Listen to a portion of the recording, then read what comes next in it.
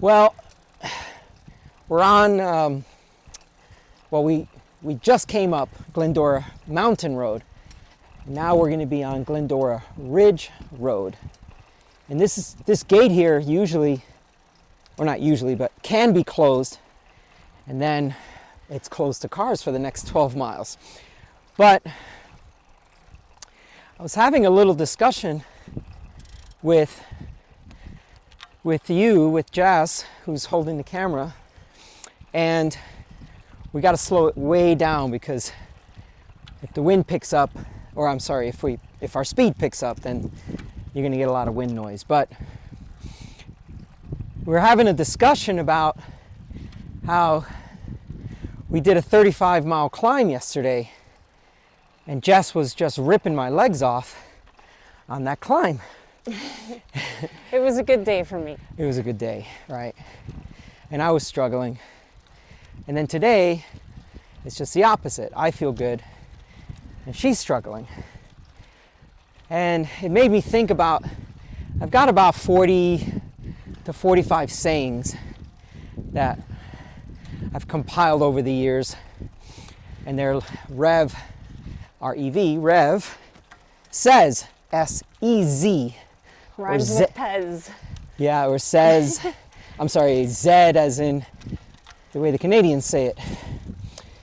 And I've got a bunch of these sayings, and they're kind of one-liners. And this one, I just kind of said, hey, Jess, remind me later to put this down as one of them. And it was, only the hard ones count. And I said, okay, but then what does that mean? What is the explanation for that? Yeah. So what I was thinking in my head is that, you know, you have an easy ride. You don't really think much of it. You know, you're just riding, and easy day, and your legs feel good, and you're just going up the climb or riding the flats, whatever you do.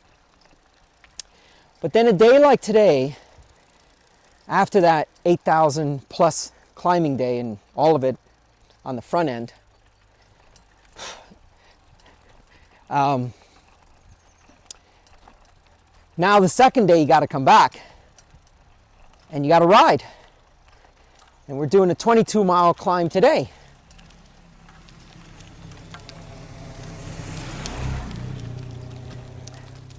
So my thought was, well, only the hard ones count. Yesterday, there's not enough suffering, I guess. So I would maybe change the phrasing just a little bit. Yeah. Here. Maybe instead of saying that only the hard ones count, Yeah. something like, it's the hard ones that count the most. Yeah.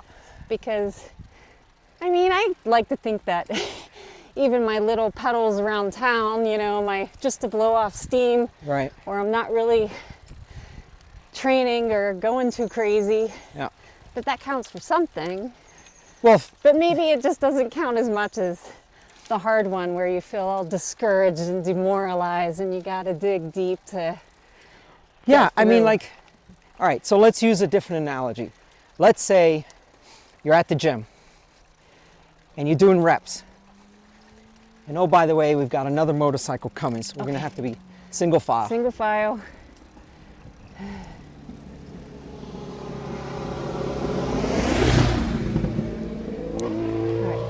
So you're doing a set. You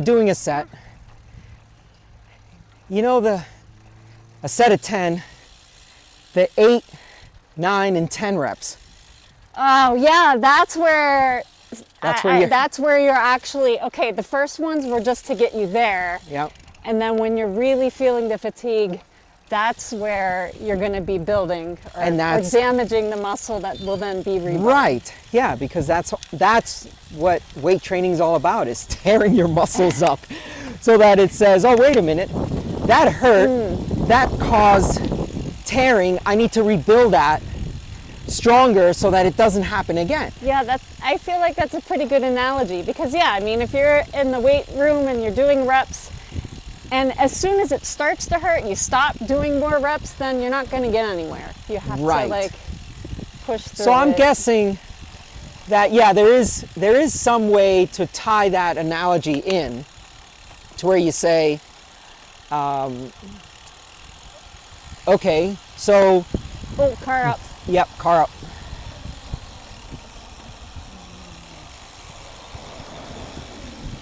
So where you say, okay, yesterday's ride was the first 7 reps, right? And then today's ride is 8, 9, 10, right? What do you think about that? It feels like 8, 9, 10 today. I just, like, I'm tired. I don't think I had enough time to recover, and yeah, so this one counts the most. Yeah, no, I like how you changed it a little bit. This wind, and literally we're going 10 miles per hour, or if not less than that.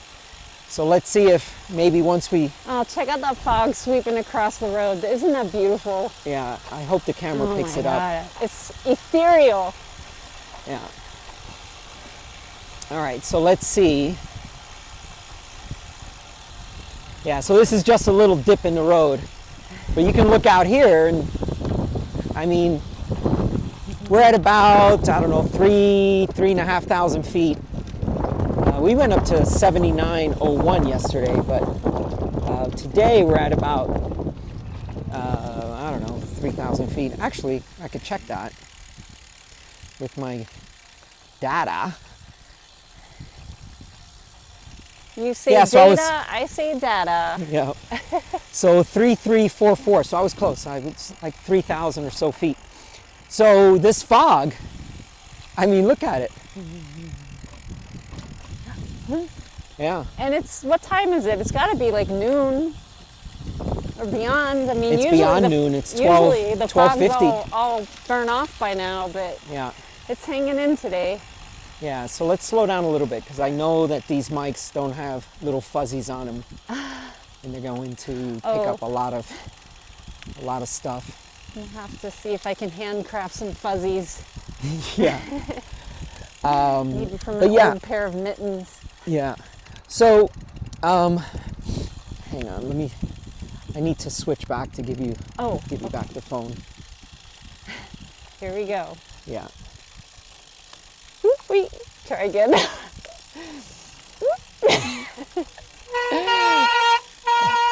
Got it. Yes, you do. All right, anyway. So, we'll eventually have to go through all those other points that I've accumulated or curated throughout the years. And maybe I'll do a whole video series on them. I actually thought I would write a book about it. It was suggested to me several times to write a book about them. I used to be an extensive blogger, and so a lot of people who would read my blogs would then be like, God, you should write a book. And so who knows, maybe I will. Let's see, can you... Okay, it's clear. There's a lot of blind corners, sorry guys. And I appreciate you're watching this, but... If you're watching this. Yeah, if you're watching this. I mean, it's totally impromptu, and we just wanted to... Some cool scenery, if nothing else. Yeah, it's quite eerie. But we have to... we have to get back to writing. Why don't you move in front of me a little? That way I can tuck in. I will, yeah. Thanks. So anyway, thanks for watching. Please like and subscribe, and we'll see you up the road.